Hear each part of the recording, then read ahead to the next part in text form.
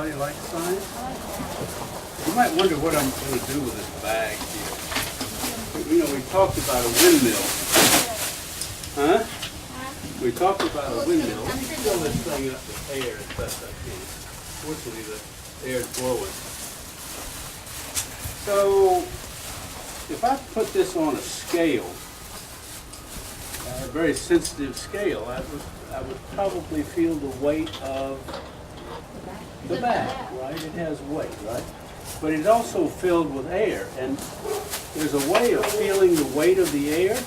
If you bounce it like this, and I'll pass it around, you can feel a force on your hand, right? When it changes speed and direction, there's a force on your hand. Pass it around and give it a few shakes. Don't let the air out, just do like that. Go ahead and pass it around. Give it a good jerk right there. The reason I mention this, actually, you know what, this bag is open all the way? I guess it is. You know, we talked about a windmill. A windmill makes energy because air has something. What is the something? Air has speed, right? But it has weight too. And that's just a demonstration of feeling the weight of some air. Do you feel a force on your hand when you pop it back and forth? I feel the bag popping back at me. Yeah. Well, air has weight. I did the math for Mr. Jernigan's house. So this be considered Would anybody like to guess what the weight of the air in his house is? 1 million. Less. Oh, 0.10. Not zero. 0.10. No. More? 9. More. 5 pounds. More. 10. More. 100. Wait, his More. 100. More. 100. More. 1,000. It's 1,100 pounds.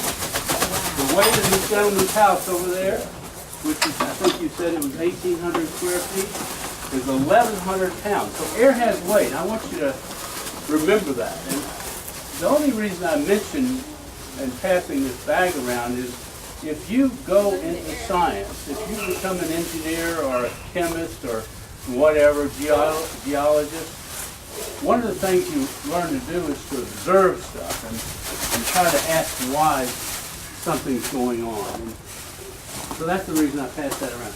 Now we'll go over the solar panel, and fortunately the sun came out. Come on over here, everyone. I love talking about solar.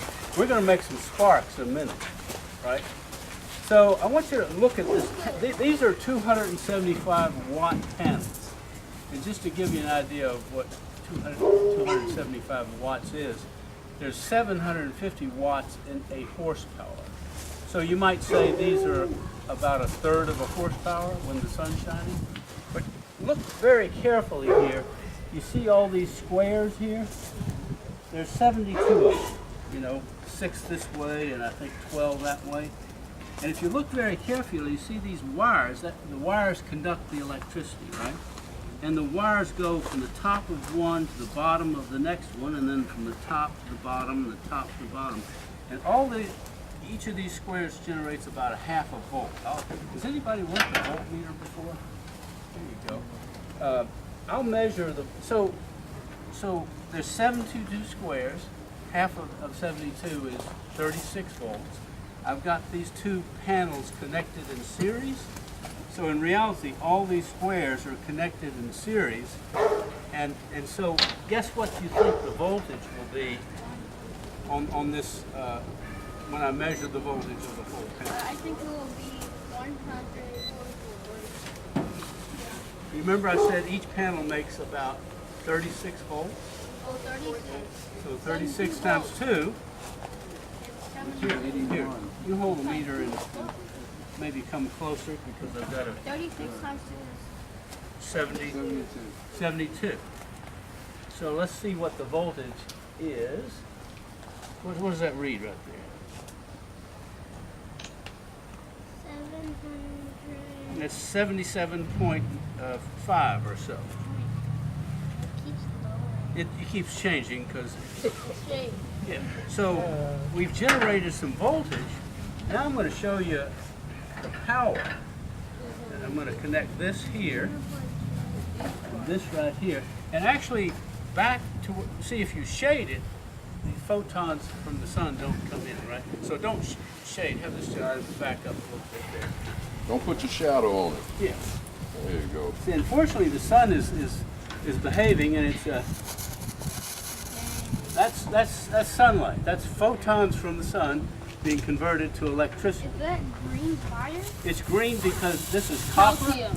and when copper oxidizes, it makes a green color.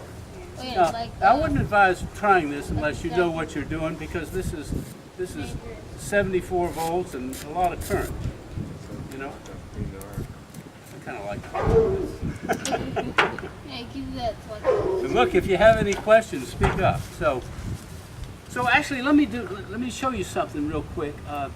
I'll make a spark, and then come forward and shade it, and you'll see the spark will go away, right? So there's no shade now, not much shade. Now move forward and shade the panel. See, I don't get any kind of spark now because we're blocking the photons from the sun. Way back. And then so the sun, panels, you know, all that power is going into the battery, and this device right here changes the battery voltage, which is 24 volts, to alternating current, 110 volts, right? So you can probably see the battery is connected right here, and the solar goes into this thing, and it changes it to 24 volts. Remember we said it was 77 volts? It changes it to 24 volts and charges the battery. So I've got this blower right here. If anybody got long hair, we'll have a bad hair day.